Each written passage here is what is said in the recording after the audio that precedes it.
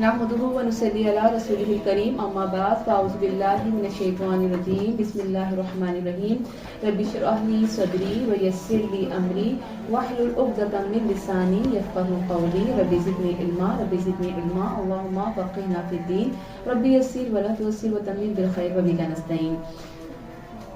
सूरह तौबा आयत नंबर 13। अला हमजा इस्तिफ़हाम है और ला हुर्फ़ नहीं है। क्या नहीं मोटिवेट किया जा रहा है, जंग करने के लिए उभारा जा रहा है। तो कातिलूना क़तला से तुम जंग करोगे, क्या नहीं तुम जंग करोगे कौमन ऐसी कौम से नकफू नून काफ था जिन्होंने तोड़ दी।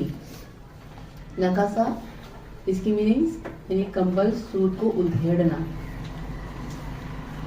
अयमानहुम अपनी कस्में यानी उनकी जो है गलतियां बताई जा रही हैं कि ये कौन लोग हैं जिनसे हम कह रहे हैं कि आपने जंगें करनी है। इन्होंने क्या क्या किया था आपके साथ, इन्होंने क्या किया, अहद तोड़ा।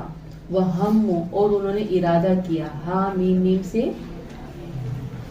हम क्या होता है, पिघला देने वाला गम। और उन्होंने इरादा किया बि इखराजी खराजा से निकालने का, किसी जगह से निकलना। खराजा रसूली रसूल को, रसूल की मीनिंग क्या, आहिस्ता नरमी के साथ चलना।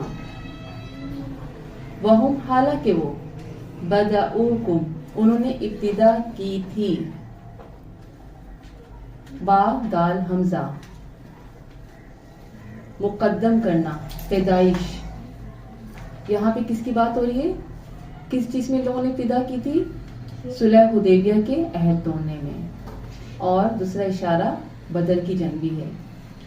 अव्वला मर्रा पहली मर्तबा, अतख्शौनहुम क्या तुम डरते हो इनसे, खशी से, खशियत वो खौफ जो दिल पर तारी हो जाए। फल्लाहु तो अल्लाह अहक्कु ज्यादा हकदार है अन के तख्शौहु तुम डरो इससे, यानी कि तुम्हें इनसे डरने की जरूरत नहीं है, तुम्हें तो सिर्फ अल्लाह से डरने की जरूरत है। इन कुंतुम अगर हो तुम मुमिनीन ईमान लाने वाले, यानी तुम्हें इनसे डरने की जरूरत नहीं है। तुम्हें किससे डरना है, खास अल्लाह से डरना है। आयत नंबर 13, डर सिर्फ अल्लाह का। इनसे जंग क्यों ना की जाए जिनके जराइम की फहरिस्त तवील है। ये वो कौम थी जिसने अपने नबी के कत्ल की साजिश भी की। इसे मुराद वही दारुल नदवा में की जाने वाली साजिश है, मुशावरत, जिसमें प्यारे नबी करीम सल्लल्लाहु अलैहि वसल्लम को मक्का से जिला वतन करने, कैद करने या कत्ल करने की तजवीज़ों पर गौर किया गया। जबकि जब कोई कौम इतने बड़े इक़दाम करे, इतने बड़े कदम उठाए तो क्या होता है, वो लोग अल्लाह की रहमत से महरूम हो जाते हैं और अल्लाह के अज़ाब उन पर नाजिल हो जाते हैं। लेकिन यहाँ इनको फिर मोहलत दी जा रही है क्योंकि ये अल्लाह के आखिरी पैगंबर थे। और ये किन लोगों से कहा जा रहा है, वो लोग जो नए नए मुसलमान हुए थे और अभी वो जंग नहीं चाहते थे। तो इन्हें पिछले मजालिम याद करा कर कहा जा रहा है कि देखो इन्होंने क्या क्या किया था, तुम्हें भी तकलीफें दी थी, तुम्हारे नबी के लिए भी ऐसी ऐसी साजिशें की और अहद इन्होंने तोड़े। यानी यहाँ पर एक बहुत बड़े इनकलाब की बात की जा रही है। और आपको पता है कि इनकलाब की बात करना बहुत मुश्किल भी होती है और उस पर अमल करना उससे ज़्यादा मुश्किल होता है। अगर आपके पास कोई स्पीकर आ जाए वो अखलाक की बात करे ना, तो आप लोग बड़ी खुशी से सुनेंगी, मुस्कुराएंगी और सुनाने वाला भी बहुत खुशी से सुनाएगा। लेकिन कोई स्पीकर आ जाए इनकलाब पर बात करने के लिए, फिर बहुत मुश्किल हो जाएगी। ये इनकलाब ज़िंदगी में लाना, इतने बड़े बड़े कदम उठाना, ये कोई आसान काम ना था, ये बहुत मुश्किल काम होते हैं। आज आप भी अगर अपनी ज़िंदगी में तब्दीली करना चाहें ना, तो आपको पता चलेगा कि कितना मुश्किल होता है ज़िंदगी में तब्दीली लाना। तो यहाँ पर बहुत बड़ी तब्दीली की बात हो रही थी कि आपने इनसे जंग करनी है, जंग होगी तो तब्दीली आएगी, इनकलाब आएगा, तो इसके लिए इनको तैयार किया जा रहा है। अब यहाँ पे जो लफ्ज़ है बदाउकुम, उन्होंने इब्तिदा की, दो तरफ इशारा है, दोनों तरफ का इशारा लिखिए। एक जंग बदर की तरफ इशारा है कि जंग बदर की इब्तिदा इन लोगों ने की थी, जबकि ابو سفیان کا قافلہ خیریت سے پہنچ چکا تھا، تو لوگوں نے کیا کہا، اب ہمیں جنگ نہیں کرنی چاہیے، ہمارا قافلہ تو آ گیا، ہمارا سارا مال آ گیا. تو اس وقت ابو جہل نے کیا کہا تھا، نہیں نہیں نہیں، ہم نہیں رکیں گے. اور خوب ڈھول باجے اور شور مچاتے ہوئے، ناچتے گاتے ہوئے، اکڑتے ہوئے، اتراتے ہوئے یہ لوگ نکلے تھے، نہیں جنگ کریں گے ہم. تو یہ پہل انہوں نے کی تھی جبکہ قافلہ ان کا خیریت کے ساتھ پہنچ چکا تھا. اور دوسرا اشارہ کس طرف ہے، صلح حدیبیہ، جس کی بات ہم لوگ مسلسل کرتے آ رہے ہیں، انہوں نے توڑا تھا. کیسے توڑا تھا، بنو خزاعہ پر حملہ کر کے، جو مسلمانوں کے حلیف تھے. تو اللہ تعالیٰ فرما رہا ہے کیا چیز ہے جو تمہیں جنگ کرنے سے روک رہی ہے، حالانکہ انہوں نے تم پر اور تمہارے پیغمبر پر طرح طرح کی زیادتیاں کی ہیں. اور ہر معاشرے میں ایسے لوگ ہوتے ہیں، کہنے کو وہ اپنے آپ کو مسلمان کہتے ہیں، لیکن جہاں بات آ جائے کہ آپ عمل سے ظاہر کریں پھر وہ پیچھے ہو جاتے ہیں. ہم کہتے ہیں نا ہم مسلمان ہیں، لیکن جہاں عمل کی بات آتی ہے نا ہم بہت پیچھے ہوتے ہیں. کیسے، زندگی کے کتنے معاملات ایسے ہیں کہ ہم دنیا کے فالوورز بنے ہوئے ہیں. ایسے ہی ہوتا ہے، کیا کریں، ہمارے خاندان میں بھی ایسے ہی ہوتا ہے، شادیاں ایسی ہی ہوتی ہیں، کیا کریں. اگر ہم کچھ اور کریں گے تو لوگ ہمیں کیا کہیں گے، انہیں تو ڈھنگ کی سلیقہ ہی نہیں ہے شادیاں کرنے کا. اور بھی بہت کچھ. صرف اللہ سے ڈرنے کی بات ہو رہی ہے کہ تمہیں صرف اللہ سے ڈرنا ہے، اللہ سب سے بڑا ہے، ان سے ڈرنے کی ضرورت نہیں ہے. اور اللہ تعالیٰ تمہیں ہر خطرے سے بچا لے گا. اور یہ تربیت اللہ کیوں کر رہا ہے، بہت بڑے خطروں سے بچانے کے لیے. کہتے ہیں نا کہ کسی کام کو کرنے کے لیے پہلے ٹریننگ دی جاتی ہے، تربیت کی جاتی ہے کہ آپ کو کس طرح سے کرنا ہے، کیا کرنا ہے. تو یہاں پر اللہ رب العالمین ان کی ٹریننگ کر رہے ہیں، ان کے اندر ہمت حوصلہ پیدا کر رہے ہیں کہ آپ کو کس طرح سے کرنا ہے. آپ ہمت کریں، حوصلہ کریں، اپنے جذبات کو جو ہے اتنا ڈاؤن مت ہونے دیں، ان کو ابھاریں، آپ سامنے کھڑے ہو جائیں ان کے. تو یہاں پر اللہ تعالیٰ ان کے اندر حوصلہ پیدا فرما رہا ہے. جیسے بارش آنے سے پہلے کیا کیا جاتا ہے، چھپر ڈالا جاتا ہے، وقت سے پہلے تیاری کا حکم ہو رہا ہے یہاں پر تاکہ نقصان نہ ہو. رسول اللہ صلی اللہ علیہ وسلم نے فرمایا مشرکین سے مال کے ذریعے، ہاتھ کے ذریعے اور زبان کے ذریعے جہاد کرو. ٹھیک ہے، یہ قلم چل رہے ہیں، یہ آپ جہاد کر رہی ہیں، آپ چل کر آئیں گے، یہ آپ جہاد کر رہی ہیں. جتنا مسلمان علم حاصل کرے گا اتنا اس کے اندر ایمان پیدا ہوگا، اور وہ ایک بہترین مسلمان جب دنیا کے سامنے آئے گا تو لوگ مسلمانوں کے روب میں آئیں گے کہ واقعی مسلمان تو بہت طاقتور، بہت زیادہ ہمت والا ہوتا ہے. لیسن لکھ لیجیے، جہاد کے لیے شوق اور جذبہ رکھنا ہے، انبیاء کی عزت و تکریم لازم ہے، وعدے کی پاسداری ایمان کا حصہ ہے. آیت نمبر 14. کتنی ٹھنڈی آیت ہے نا، دل میں ٹھنڈ سی پڑ جاتی ہے اسے آیتیں سن کر. سوچے ہم اتنے گناہگار، ایسے مومن کہ جس میں کوئی خاص خوبی نظر نہیں آتی ہے، خامیاں ہیں. یہاں پر بھی جو بات ہو رہی تھی، یہ جو نئے نئے مسلمان ہوئے تھے، کمزور مسلمان، وہ ذرا ہمت نہیں کر پا رہے تھے. ہو سکتا ہے میرے اور آپ کی جیسی ہو، یا شاید ہم تو بہت ہی برے ہیں. لیکن اللہ کیسے سپورٹ کر رہا ہے، قاتلوہم، جنگ کرو ان سے، یعذبہم، عذاب دے گا انہیں، یعنی جنگ تم کرو گے عذاب دے گا انہیں، اللہ یعنی اللہ تمہاری ایسی مدد کرے گا. عذاب کیا ہے، عذابہ، مٹھاس کو دور کرنے والا، ٹھنڈک کو ختم کرنے والا، اس کو کہتے ہیں عذاب.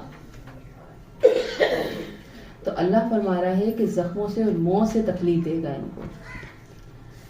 لیکن اللہ تعالیٰ تمہاری شان بڑھانا چاہتا ہے. ابھی تک کیا ہوا تھا کہ جتنی بھی قوموں نے اپنے انبیاء کے ساتھ جو بھی کیا اور جو بھی ان کے کام ہم لوگوں نے پڑھ چکے ہیں، ان کی ہسٹری پڑھ چکے ہیں، تو کیا ہوا تھا، اللہ کا عذاب آیا تھا. اللہ نے اپنی مخلوق سے کام لیا تھا، اپنی کائنات سے کام لیا تھا، اپنے فرشتوں سے کام لیا تھا اور ان کا خاتمہ کر دیا تھا. کسی پر پتھروں کی بارش آئی، کسی کو الٹا کر دیا، بہت کچھ ہم نے پڑھا. لیکن یہاں پہ اللہ تعالیٰ ہماری شان بڑھانا چاہتا ہے. تو اللہ تعالیٰ کیا فرما رہا ہے کہ دیکھو ان کو عذاب تو ملے گا لیکن تمہاری شان میں بلند کرنا چاہتا ہوں. کیسے، بِأَيْدِيكُمْ، تمہارے ہاتھوں سے مروانا چاہتا ہوں. تاکہ تمہارا روب قیامت تلک کے لیے کافروں پر چھا جائے اور تم سے کبھی کوئی سامنا کرنے کی ہمت نہ کرے کہ یہ تو بڑی لیڈر قوم ہے, یہ تو بڑے طاقتور لوگ ہیں. کتنا زبردست ہمیں نقطہ مل رہا ہے نا اس آیت سے. اور پھر ہاتھوں سے کام تو اللہ کے نبی کی سنت ہے. یہ بھی ایدیکم ہے, اس پر ہی اگر ہم لیکچر دینا تو بہت بہت کچھ ہمیں مل سکتا ہے. لیکن یہاں پہ کیا بات ہو رہی ہے کہ جنگ میں اللہ تعالیٰ تمہارے ہاتھوں کو استعمال کرنا چاہتا ہے, تمہیں دنیا کو دکھانا چاہتا ہے. لیکن ہمارے لیے بھی بہت بڑا میسیج ہے, خاص طور پہ میرے اور آپ کے لیے. ہم تو خواتین ہیں نا, ہم تو اپنے طور پر اس کانٹیکس پہ رکھ کر اس آیت کو سمجھیں گے. اپنے ہاتھوں کو استعمال کریں. کیسے؟ قلم چلائیں اور کیا کریں, گھر کی صفائیاں ہیں اور بھی بہت سارے کام ہیں, اپنے ہاتھوں کو استعمال کریں.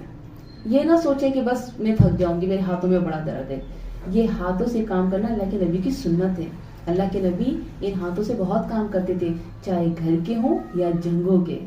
یہ وہ نبی تھے کہ جنہوں نے جنگوں میں بھی اینٹیں اٹھا کے دی, اور یہ وہ نبی ہیں کہ جنہوں نے گھر میں آٹا بھی گوندا. ایسی سنت, ایسا ہاتھوں کا استعمال. ویسے ہمارے ہاتھ کس میں استعمال ہوتا ہے؟ دیکھا, موبائل سب سے زیادہ موبائلوں میں استعمال ہوتا ہے نا. تو ان ہاتھوں کا استعمال صحیح کرنا ہے. وَيُخْزِهِمْ, اور رسوا کرے گا انہیں, خَازَايَا ذِلَّةٌ صَغَارٌ خِزْيٌ ہون. یعنی اللہ تعالیٰ ان کو ایسا رسوا کرے گا, یہ جو ہاتھوں سے تم مارو گے نا اور ان کا خاتمہ ہوگا تو ان کے لیے بڑی رسوائی ہوگی. بڑا اپنے آپ کو یہ طاقتور سمجھتے ہیں. وَيَنْصُرْكُمْ, اور وہ مدد کرے گا تمہاری, نصارہ سے مدد, علیہم ان کے خلاف. وَيَشْفِي, اور وہ شفا بخشے گا, صدور سینوں کو, قوم مؤمنین, مومن قوموں کو. یعنی یہ جو سینوں کی ٹھنڈک اور سکون ہے نا, یہ تو مومنوں کی جاگیر ہے. سر سالم کا قول ہے کہ اگر یہ کافرین ہم مومنوں کے دلوں کا سکون جان لیں تو یہ اپنے لشکروں کو لے کر آ جائیں کہ یہ سکون حاصل کرنا ہے. ہمارے دلوں کو اللہ نے ایسی سکینت دی ہے, ایسا سکون دیا ہے. اور واقعی ایسے ہی ہوتا ہے نا کہ جب ہم قرآن کو پڑھتے ہیں, سیکھتے ہیں, سکھاتے ہیں, اور جس دن کلاس ہوتی ہے اس دن دل کی کیفیت ہی علیحدہ ہوتی ہے. اور قرآن کلاس میں بیٹھ کے تو دل کی جو کیفیت ہوتی ہے, اللہ اکبر, بس دل چاہتا ہے یہ 2.5 گھنٹے کی کلاس جو ہے نا, کم از کم 6-7 گھنٹے کی کلاس تو ہو. ہم ایسے ہی سنتے جائیں, سناتے جائیں, اور قرآن پر تدبر کرتے جائیں اور باتوں کو سمجھتے جائیں. تو یہاں پر جو ہے نا, یہی بات ہے کہ اللہ تعالیٰ فرما رہا ہے یہ گفٹ ہے تمہارے لیے, یہ بہت قیمتی گفٹ ہے, اس کی قدر کرو. 14 اللہ مومن کے ساتھ ہے. یعنی جب مسلمان کمزور تھے تو یہ مشرکین ان پر ظلم کرتے تھے, جس کی وجہ سے مسلمانوں کے دل ان کی طرف سے بڑے دکھی تھے. جب تمہارے ہاتھوں سے وہ قتل ہوں گے اور ذلت و رسوائی ان کے حصے میں آئے گی تو فطری بات ہے کہ اس سے مظلوم اور ستم رسیدہ مسلمانوں کے کلیجے ٹھنڈے ہو جائیں گے. اس لیے یہاں مسلمانوں کو ابھارا جا رہا ہے کہ ان ظالموں کو قتل کر دو. کچھ مسلمان سمجھتے تھے کہ اعلان برات کے بعد سب سے کٹ جانے کی صورت میں, یعنی معاہدہ نہ کرنے کی صورت میں, اب ظاہر اعلان برات ہو گیا ہے, اب کسی سے معاہدہ نہیں ہوگا تو ہم تو سب سے کٹ جائیں گے. تو کچھ مسلمانوں کا یہ خیال تھا کہ سب سے کٹ جانے کے بعد یہ سب ہم پر کہیں غالب نہ آ جائیں اور یہ مضبوط نہ ہو جائیں.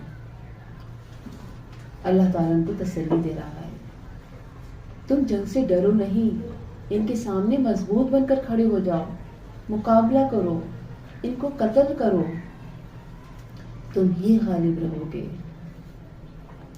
اور پھر اعلان برات کے بعد یہی ہوا. لوگوں نے اسلام قبول کیا اور بڑی بڑی جماعتیں آتی گئیں. 70 وفود آئے اور اسلام قبول کیا. اس سال کو عام الوفود کہا جاتا ہے. وفود کے بارے میں تجلیات نبوی کا پیج نمبر 334 اور رحیق المختوم کا 596 اسٹڈی کیجیے گا. ٹھیک ہے, قرآن کی تفسیر کا بہت بڑا سہارا سیرت النبی ہے. تو اس آیت میں کیا نکات ہیں؟ ان ظالموں سے جنگ کرو, اللہ تمہاری مدد کرے گا, اللہ ایمان والوں کے ساتھ ہے, اللہ انہیں تمہارے ہاتھوں سے مروانا چاہتا ہے. پچھلی قوموں کو اللہ تعالیٰ نے اپنے عذابات دے کر بھیجا, اب ان کے لیے تمہارے ہاتھ, تمہاری طاقت عذاب بنیں گے. کیونکہ جو قومیں اللہ کے نبی کا انکار کرتی ہیں، اللہ والوں کی دشمن بنتی ہیں، تو اللہ بھی ان سے دشمنی کرتا ہے۔ رسول اللہ صلی اللہ علیہ وسلم فرمایا مظلوم کی مدد کرو اور ظالم کی بھی۔ پوچھا گیا اللہ کے نبی مظلوم کی تو سمجھ آتی ہے، ظالم کی کیوں؟ تو اللہ کے نبی نے فرمایا کہ ظالم کو بتاؤ کہ جو تم کر رہے ہو یہ بہت برا ہے، اس کا انجام بہت برا ہوگا۔